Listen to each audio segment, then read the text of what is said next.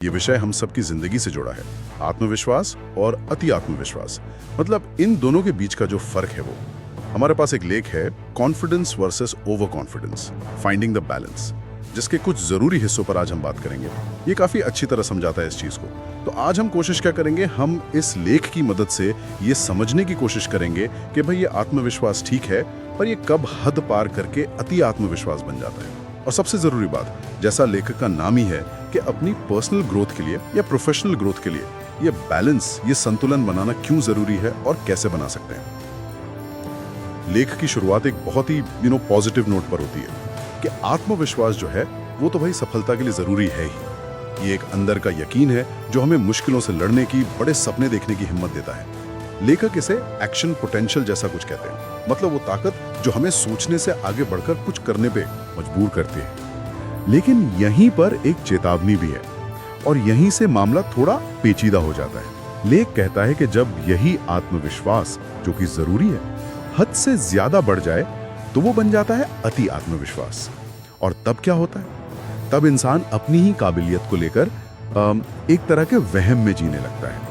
अपनी कमियां, अपनी गलतियां, वो सब नजरअंदाज। तो सवाल ये है कि ये बदलता कैसे है? एक अच्छी चीज एक बुरी चीज कैसे बन जाती है? हाँ, ये समझना जरूरी है कि आत्मविश्वास इतना बेसिक क्यों है। जैसा लेख में भी है, ये असल में हमारी काबिलियत के एक ठीक ठाक अंदाजे पर टिका होता है। मतलब हमें पता होता है हम क्या कर सकते हैं, क्या नहीं। इसी से हमें वो हिम्मत मिलती है कि चलो थोड़ा सोच समझकर रिस्क ले लें या नई चीजें सीखें, या अगर फेल हो गए तो उससे उभरे। ये एक तरह से नींव है जिस पर आप सफलता बनाते हैं। लेख में एक स्टडी का भी जिक्र है जो बताती है कि सही लेवल का कॉन्फिडेंस असल में आपकी परफॉर्मेंस को बेहतर बनाता है, क्योंकि आप कोशिश करते हैं, टिके रहते हैं। हाँ, और सिर्फ कोशिश ही नहीं, दूसरों के सामने अपनी बात रखने, अपने आइडिया बताने का भी हौसला आता है। लेकिन फिर वो मोड़ आता है, अति आत्मविश्वास वाला, जिसकी आप बात कर रही थी। लेख इस पर काफी जोर देता है कि अति आत्मविश्वास हमें अपनी हदों और अपनी गलतियों के लिए लगभग अंधा बना देता है। लेखक ने एक शब्द इस्तेमाल किया है, रियलिटी डिस्टॉर्शन फील्ड, मतलब एक ऐसा दायरा जहां आपको सिर्फ अपनी ही तारीफ सुनाई देती है, हकीकत नहीं। बिल्कुल, और यहीं पर जो है ना, पर्सनल ग्रोथ का रास्ता बंद होने लगता है। सोचिए, अगर कोई अपनी गलतियां या कमजोरियां देख ही नहीं पा रहा है तो वो उनसे सीखेगा कैसे? सीखना तो एक लगातार चलने वाला प्रोसेस है। आप फीडबैक लेते हैं, सोचते हैं, सुधार करते हैं। लेख में डनिंग क्रूगर इफेक्ट का भी जिक्र आता है, पता है ना? हाँ, सुना है। जहाँ कम काबिल लोग अक्सर खुद को बहुत ज्यादा काबिल समझते हैं, क्योंकि उनमें ये समझने की ही काबिलियत नहीं होती कि वो कहाँ गलत है। अति आत्मविश्वास कुछ ऐसा ही करता है, ये हमें सीखने और बेहतर बनने से रोकता है। तो फिर सवाल यह है कि ये बारीक सी लाइन कहाँ है? कब तक आत्मविश्वास फायदेमंद है और कब वो अति आत्मविश्वास बनकर नुकसान पहुंचाने लगता है? लेख के हिसाब से इन दोनों में मेन फर्क क्या है? और सबसे बड़ी बात, ये संतुलन कैसे बनाएं? देखिए, लेख इस संतुलन को डायनामिक इक्विलिब्रियम कहता है। मतलब ये कोई फिक्स्ड पॉइंट नहीं है, इसे लगातार साधना पड़ता है। फर्क की बात करें तो आत्मविश्वास जो है वो असलियत पर टिका होता है। आपको अपनी ताकत पता है और अपनी कमजोरियों का भी अंदाजा है, आप जमीन पर हैं। जबकि अति आत्मविश्वास थोड़ा हवा में होता है। ये अपनी काबिलियत का एक फुलाया हुआ, बड़ा चढ़ाकर किया गया मूल्यांकन है, जो अक्सर सबूतों को, फीडबैक को नजरअंदाज कर देता है। लेख में एक अच्छा उदाहरण है। आत्मविश्वासी इंसान कहता है, मैं ये कर सकता हूँ और अगर मुश्किल आई तो मैं सीख लूंगा। अच्छा। जबकि अति आत्मविश्वासी सोचता है, अरे ये तो मैं चुटकियों में कर लूंगा, मुझसे गलती हो ही नहीं सकती। ये तो बहुत साफ फर्क है। तो इसका मतलब ये हुआ कि आत्मविश्वास एक इंजन है जो हमें आगे बढ़ाता है, सीखने के लिए तैयार करता है, और अति आत्मविश्वास एक ब्रेक जैसा है जो हमें वहीं रोक देता है जहां हम हैं, क्योंकि हमें लगता है कि हम तो पहुंच गए, अब और सीखने की क्या जरूरत है। लेख में एक केस स्टडी भी है, एक कंपनी की जिसका सीईओ बहुत ओवर कॉन्फिडेंट था। हाँ? उसने सारी चेतावनियों को नजरअंदाज किया और नतीजा, कंपनी को भारी नुकसान। ये दिखाता है कि अति आत्मविश्वास कितना खतरनाक हो सकता है। बिल्कुल, और यहीं पर संतुलन बनाने का सवाल आता है। अच्छी बात यह है कि लेख सिर्फ प्रॉब्लम बता के नहीं छोड़ता, वो संतुलन बनाने के लिए कुछ ठोस तरीके भी बताता है। और ये सिर्फ कामयाबी के लिए नहीं, बल्कि लगातार सीखते रहने और एक बेहतर इंसान बनने के लिए भी जरूरी है। पहला और सबसे जरूरी तरीका है आत्म जागरूकता। सेल्फ अवेयरनेस जिसे कहते हैं। आत्म जागरूकता मतलब खुद को ऑब्जेक्टिवली देखना, बिना किसी तरफदारी के, अपनी ताकत और कमजोरी दोनों को पहचानना। हाँ बिल्कुल।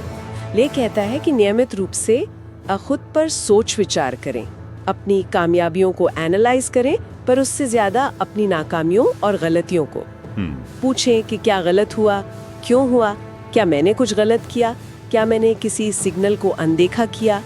लेख में रिफ्लेक्टिव जर्नलिंग का सुझाव है, मतलब अपने फैसले और उनके नतीजों को लिखना और बाद में उनका विश्लेषण करना। इससे अपनी सोच के पैटर्न समझ आते हैं। ये इंटरेस्टिंग है। अच्छा, खुद सोचने के अलावा क्या लेख बाहरी फीडबैक के बारे में भी कुछ कहता है? क्योंकि कई बार हम खुद को उतने साफ तरीके से नहीं देख पाते जितना दूसरे देख लेते हैं। आपने बिल्कुल सही पॉइंट पकड़ा। दूसरी स्ट्रैटेजी यही है, एक्टिव होकर फीडबैक मांगना और उसे स्वीकार करना। और यहाँ सिर्फ तारीफ वाला फीडबैक नहीं, बल्कि कंस्ट्रक्टिव क्रिटिसिज्म यानी सुधार के लिए जो आलोचना होती है उसकी बात है।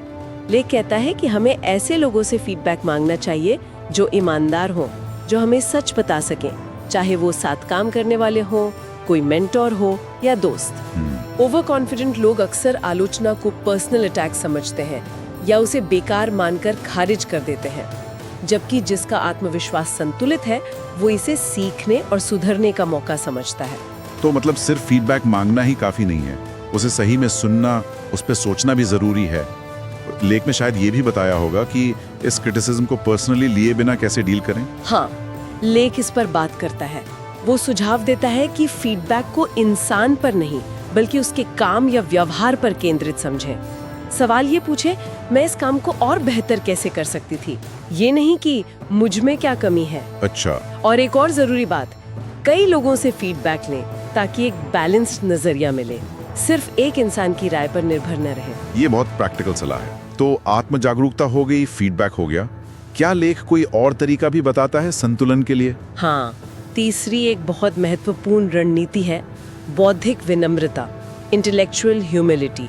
इसका मतलब है ये मानना कि आप सब कुछ नहीं जानते हैं और सीखने की गुंजाइश हमेशा रहती है।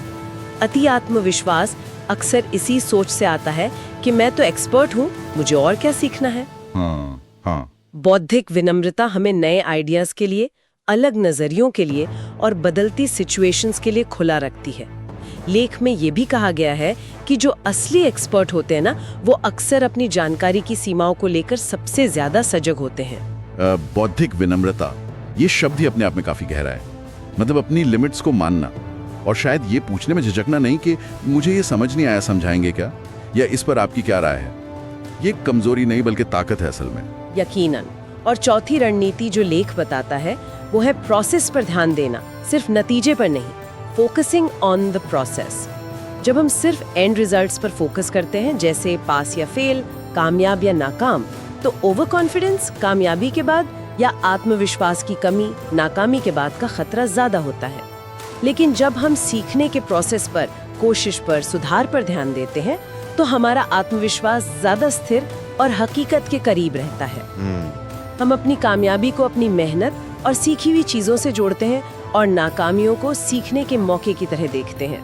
तो ये एक तरह से माइंडसेट शिफ्ट है, रिजल्ट ओरिएंटेड होने के बजाय ग्रोथ ओरिएंटेड होना। समझ गया।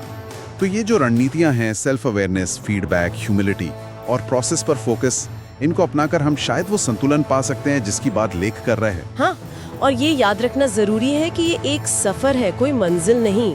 ऐसा नहीं है कि एक बार बैलेंस बना लिया तो बस हो गया। हालात बदलते हैं, चुनौतियां बदलती हैं और हमें लगातार जागरूक रहना पड़ता है। लेख इस बात पर जोर देता है कि आत्मविश्वास एक मसल की तरह है, इसे सही ढंग से इस्तेमाल करना और डेवलप करना पड़ता है, वरना ये या तो कमजोर हो जाएगा या बेकाबू होकर बढ़ जाएगा। तो इस पूरी बातचीत का निचोड़ क्या है? हमने देखा कि कॉन्फिडेंस जरूरी है, वो हमें आगे बढ़ाता है, लेकिन जब वो हकीकत से कट जाता है, ओवर कॉन्फिडेंस बन जाता है, तो हमारी ग्रोथ रुक जाती है। और लेख हमें बताता है कि संतुलन बनाने की चाबी है खुद को जानना, दूसरों की सुनना, सीखने के लिए तैयार रहना और कोशिश पर ध्यान देना। बिल्कुल सही कहा। और ये संतुलन सिर्फ अपने करियर या कामयाबी के लिए ही नहीं, बल्कि बेहतर रिश्तों के लिए और एक ज्यादा सुकून भरी जिंदगी के लिए भी जरूरी है। जब हम अपनी सीमाएं मानते हैं और दूसरों से सीखने को तैयार रहते हैं, तो हम न सिर्फ खुद बेहतर बनते हैं, बल्कि अपने आसपास के लोगों के लिए भी ज्यादा फायदेमंद साबित होते हैं। लेख का आखिरी संदेश यही है कि जो सच्चा आत्मविश्वास होता है ना, वो शांत होता है, विनम्र होता है, जबकि अति आत्मविश्वास अक्सर बहुत शोर मचाता है। और जाते जाते एक सवाल छोड़ जाते हैं श्रोताओं के लिए सोचने को। क्या ऐसा हो सकता है कि असली गहरे आत्मविश्वास का सबसे बड़ा सबूत यही हो कि हम अपनी कमियों को, अपनी सीखने की जरूरत को मान सकें? क्या अपनी अपूर्ण